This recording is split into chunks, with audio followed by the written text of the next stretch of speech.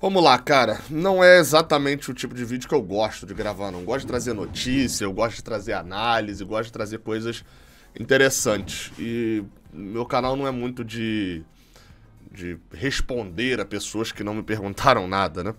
Mas vamos lá, é porque acabou se tornando um tema importante. Eu gosto de trazer reflexões aqui pro Raiz Tricolor e acho que cabe uma reflexão mais uma vez aqui sobre a gente. Seja bem-vindo, eu sou Gabriel Amaral, sou jornalista, sou tricolor, né? Tenho essa transparência aí com vocês de assumir o meu time, porque, pô, o que adiantaria, né? Enfim, vamos lá. Cara, o que acabou acontecendo, tá? O Fluminense ganhou do Al-Ahly por 2-0, um jogo dificílimo, complicado, em que o Al-Ahly foi superior em alguns momentos do jogo, porque afinal de contas a gente tá falando de um time que é 11 vezes campeão africano, né? Acho que é 11, né? Se eu não me engano, acho que são 11 mesmo. É um time que joga o Mundial todo ano, um time gigantesco, com quase 40 milhões de torcedores. Mas um time que foi pior do que o Fluminense. O Fluminense controlou, soube sofrer no primeiro tempo, mas botou duas bolas na trave, então competiu com o Al-Ahly ligeiramente superior, né? E no segundo tempo o Fluminense controlou o jogo, tomou um contra-ataque, mas depois sofreu um pênalti nítido, inclusive. A pessoa que vê o pênalti, eu não posso botar a imagem aqui por conta dos direitos autorais, né? Mas a pessoa que vê o toque do joelho do jogador do Al-Ahly na perna do Marcelo e diz que não houve toque, que não houve pênalti, que foi um pênalti mentiroso, essa pessoa está brigando com a verdade. O fato é esse. A pessoa está brigando com a verdade. Você pode brigar com qualquer coisa, cara. Brigar com a verdade é o pior de todos, porque se você ganhar, a mentira prevalece. Então, enfim. Mas a gente acabou vendo, cara, uma cobertura da imprensa tradicional, e acho que a única coisa que tá sobrando é a tradição mesmo, rancorosa, de certa maneira. Porque eu vou mostrar aqui alguns exemplos, existem duas coisas que são diferentes. Uma coisa é você ter uma análise diferente do resto da galera. Um cara que de vez em quando tem essa análise diferente, você pode discordar e tal, mas vai estar embasada, e também, a minha opinião, não é a dona da verdade, né? É o PVC. O PVC, de vez em quando, ele tem uma análise ali que eu olho e falo... Vou dar um outro exemplo também que a torcida do Fluminense gostou de encarnar. A análise do Rodrigo Capello, por exemplo, lá da venda do André. Lembra? Tem vídeo aqui no canal e eu falando isso. Falando, cara, o Rodrigo Capello, do ponto de vista financeiro, ele tem razão. É que ele fala no meio do ano que, do ponto de vista financeiro, o Fluminense estava sendo irresponsável de não vender André. E o Fluminense foi irresponsável e deu certo. Se tivesse sido eliminado pelo Olímpia logo na sequência, tinha dado merda. Financeiramente, o ano tinha dado merda. Não tinha feito a venda, não tinha ganhado os 20 e poucos milhões que ganhou de semifinal e final de Libertadores, não tinha viajado para o Mundial e ganhado o dinheiro do Mundial, não tinha Mundial de 2025 no horizonte. Financeiramente, teria sido... E além de tudo, ainda tinha o André que talvez desvalorizasse. Então, financeiramente, mas beleza, você pode concordar ou discordar, mas o argumento da pessoa tá ali embasado e tal, e beleza, é só a visão que ela teve. O Capello teve uma visão que, graças a Deus, a gente não teve. Né? A gente, eu digo Fluminense, não teve. E aí a taça da Libertadores tá lá nas Laranjeiras. Mas, cara, eu vou botar alguns exemplos na tela de pessoas que não fizeram como o Rodrigo Capello. Ali, pessoas que talvez... não tem, acho que eu vou afirmar de não tem essa hombridade. Vamos lá. E eu vou começar com um jornalista que, por exemplo, torce para um rival do Fluminense, e não tem problema nenhum nisso. Não tem problema nenhum. Eu não sei o time do Rodrigo Capello, mas o PVC palmeirense analisa Corinthians também normalmente. Não existe essa predisposição ali já de... Não, se você torce... Até porque... Meu amigo, todo mundo da imprensa tem um time. Porque pra pessoa trabalhar com futebol e ela se envolver com futebol, normalmente ela se envolve desde a infância, né? Não tem como ela, com 17 anos, falar, não, vou aprender a área do futebol. E, obviamente, que na infância você tem um time. Todo mundo tem um time, tá? Na imprensa. E eu acho que, de certa maneira, quando você lida, principalmente quando você lida com o meio tradicional, com opinião ali no meio tradicional, hoje em dia, divulgar o seu time, ou pelo menos... não esconder, né, o seu time, pra mim é uma coisa mais positiva do que negativa.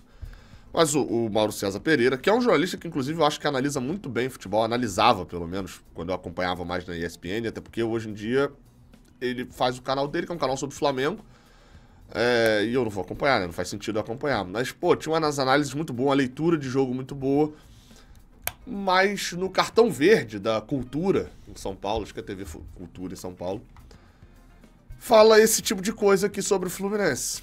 Pô, o mapa da mina. Primeiro tempo, tudo por ali, tudo por ali. Ele vai jogar por dentro, o Alexandre vai fazer um pouco o lado esquerdo, mas toda hora encaixando ali. E o Felipe Melo, que foi muito elogiado, porque salvou 2 ou 3 vezes ali. É, aquela primeira no segundo tempo. Mas ele faz parte de um sistema defensivo super exposto. Super exposto. Eu achei a atuação do Fluminense ruim, o resultado muito, muito mentiroso, muito melhor do que foi a atuação.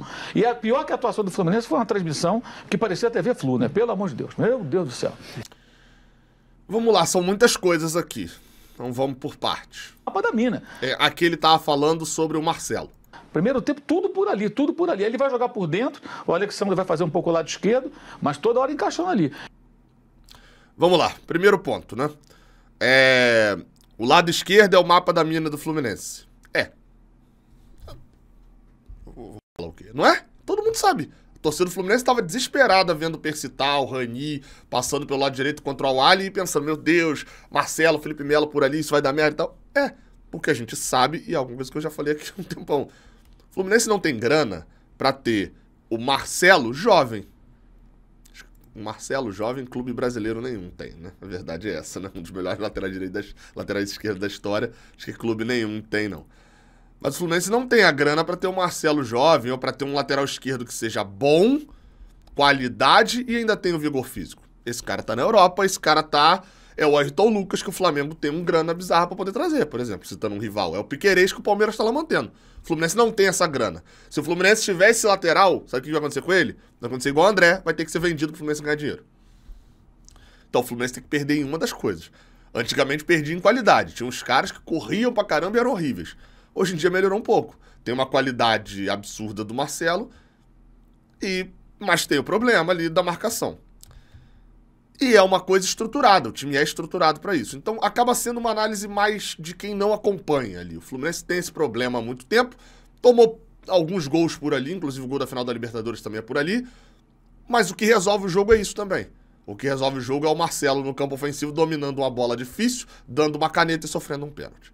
Então assim, essa daí é só uma análise rasa.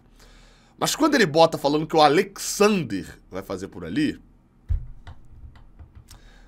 Pô, é o Ganso contra o Antofagasta, né? Óbvio, não chega àquele nível em que 4 pessoas comentaram durante um bom tempo sobre o Ganso jogando numa partida que não jogou. Pode ser um ato falho, alguma coisa, mas assim, uma coisa sou eu aqui cometer um ato falho, né? Outra coisa é alguém que a gente sabe, até pelo comentário mais raso, que não acompanha, cometer o ato falho. Mas enfim, vamos continuar ouvindo aqui.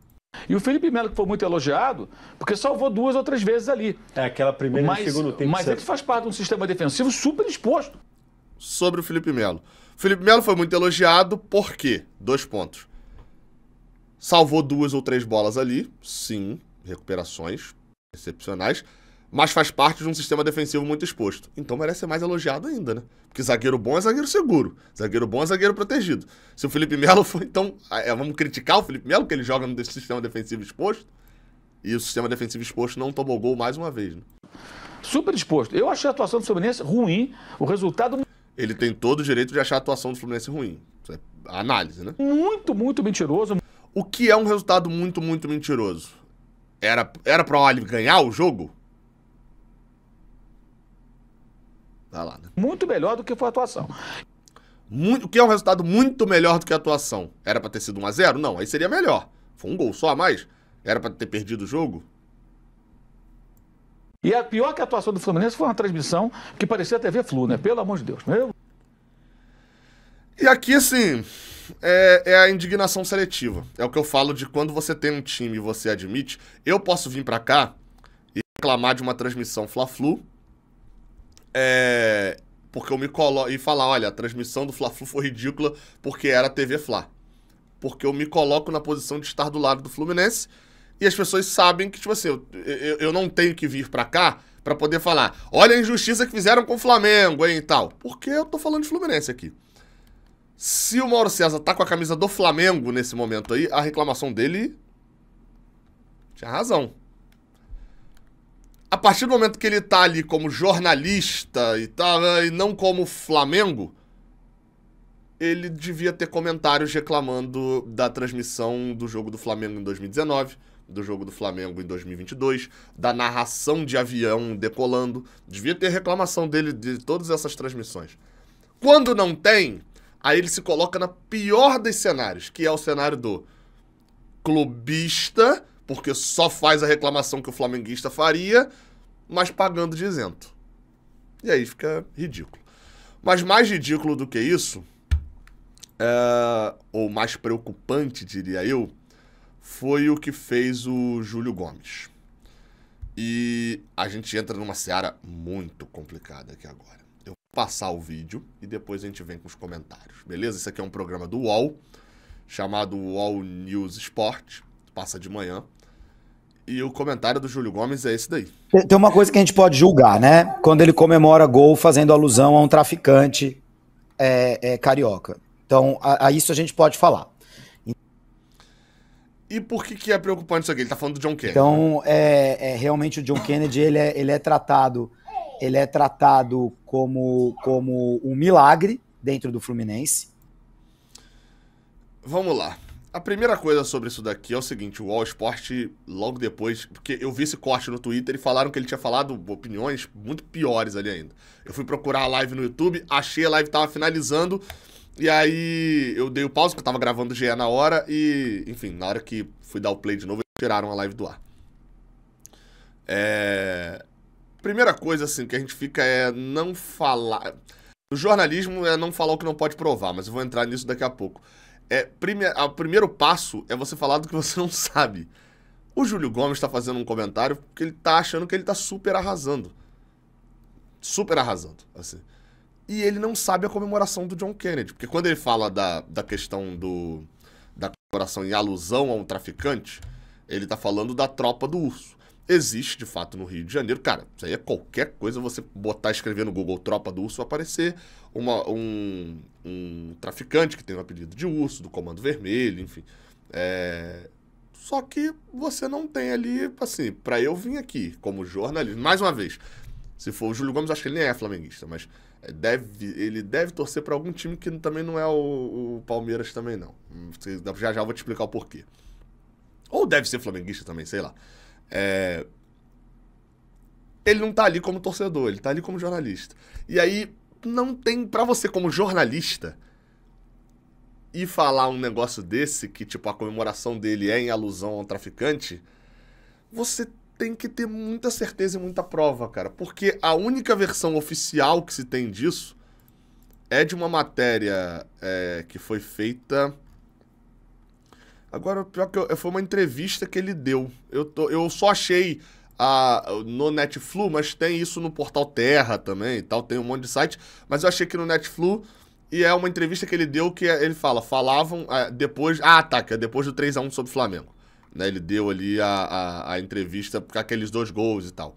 Falavam muito de fome de gol na base, então tem isso de tropa do urso. Por ser um animal grande, que tem muita fome, então eu peguei um pouco disso. A explicação é a única versão que se tem da história. Se o Júlio Gomes tem ali a prova, porque o jornalista tem toda essa parada pra poder falar sobre John Kennedy, beleza, né? Se depois o John Kennedy virar e falar isso é mentira, ele vai ter que responder pelos atos dele. Só que um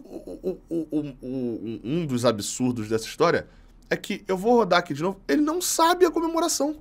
Tem uma coisa que a gente pode julgar, né? Quando ele comemora a comemoração do urso. Ele não sabe a comemoração. E aí, o Júlio Gomes é um cara que depois foi fazer um texto no UOL. E meio que pedindo... pedindo desculpas. Ele fez um texto pedindo desculpas. Errei e peço desculpas ao John Kennedy, ao Fluminense e ao jornalismo. A gente sabe o que é o nome disso, né? Vocês estão vendo aqui o que tá na mão, não é? Ele fala aqui, ó, afirmei que ele comemorava seus gols fazendo alusão ao traficante do Rio de Janeiro. Eu não tenho como comprovar nada disso, é apenas uma especulação que chegou até mim e, portanto, tecnicamente, trata-se de uma opinião vazia ou até mesmo uma fake news. Errei. Se tem uma coisa que não combina comigo, é espalhar boato.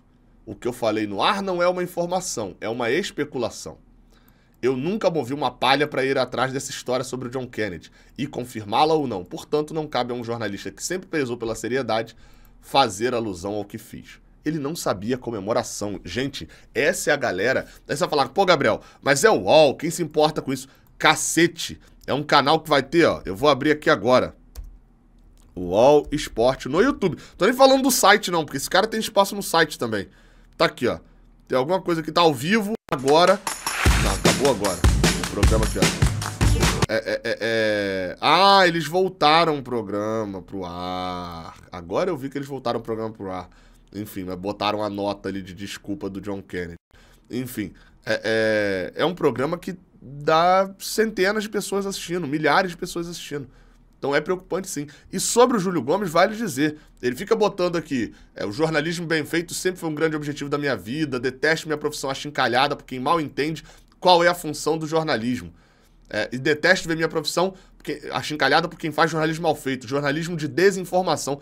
O Júlio Gomes acabou de colocar, essa semana agora, quando saiu o campeão brasileiro, ele colocou isso aqui no Twitter dele. Atualizando a minha listinha do Brasileirão.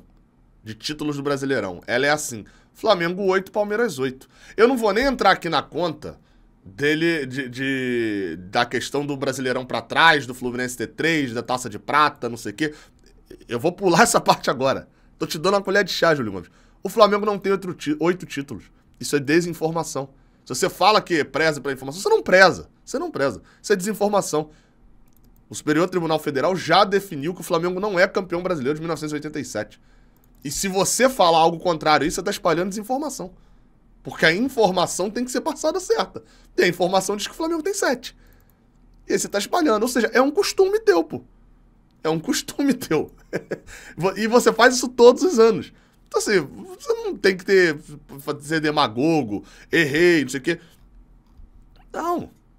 Não precisa ser demagogo. Você faz isso, cara. É jornalista de camisa de clube. Você só não tem a coragem de admitir, pô. O jornalismo... Essa daqui é a frase perfeita. Detesto ver o jornalismo sendo achincalhado por quem quer dominar narrativas e conduzir a massa pro lado que te interessa. O que você faz aqui, ô Júlio Gomes? Ele nem deve estar assistindo isso daqui, né? É só um desabafo só. Mas é ridículo, entendeu? E aí quem faz isso daqui todo ano, todo dia, pra pagar de sinistrão, sei lá, pra poder mostrar que fala mesmo, quem faz isso daqui, faz isso daqui. Fala do que não sabe, fala do que não tem a menor noção. Entendeu? A comemoração do John Kennedy. E novamente, tá? Tô falando, a explicação do urso, do John Kennedy, etc., nesse contexto todo aqui do vídeo que eu tô gravando, ela pouco importa, tá? Não é o cenário do que eu tô gravando aqui, eu tô gravando sobre o jornalismo que eu e você somos obrigados a ver repercutido o tempo inteiro. Essa galera ganha um dinheirão, cara. Ganha um dinheirão. O UOL tem uma audiência absurda. Mas aí, ganha um dinheirão, mas cada vez menos, né? Cada vez menos. Porque cada vez mais a transmissão do Raiz Tricolor, o Jornada 1902, bota 3 mil ao vivo, mais gente do que essa. Que essa galera. E falando de um clube só. Cada vez mais, eu vou citar gente aqui que tá aqui, eu nem vou falar se é bom ou se é ruim necessariamente, tá? Mas vou citar pessoas que eu conheço. Cada vez mais, a pessoa prefere parar pra assistir um vídeo do Juninho, do Machão da Gama. Juninho, eu vou citar pessoas só que eu considero boas, tá? Do que ver esse cidadão, essa galera aí falar de Vasco. A galera prefere assistir o Felipe Noronha lá no Vinho de Santos do que assistir essa galera falando de Santos. E aí sabe o que acontece? Se tem mais gente assistindo esses canais, a grana vem pra esses canais. E essa galera vai cada vez mais sumindo, perdendo importância. Aí sabe o que sobra fazer? Se ridicularizar pra ver se mantém alguma relevância. E mostrar que cada vez mais o jornalismo está sendo achincalhado e tá por quem quer dominar narrativas e conduzir a massa para o lado que te interessa, por essa galera. E não pelos que estão no YouTube e etc, etc, etc. Parece que o jogo tem virado cada vez mais, né? Isso é inacreditável. Eu voltei aqui rapidinho, logo após o final do vídeo, porque eu achei isso daqui muito interessante.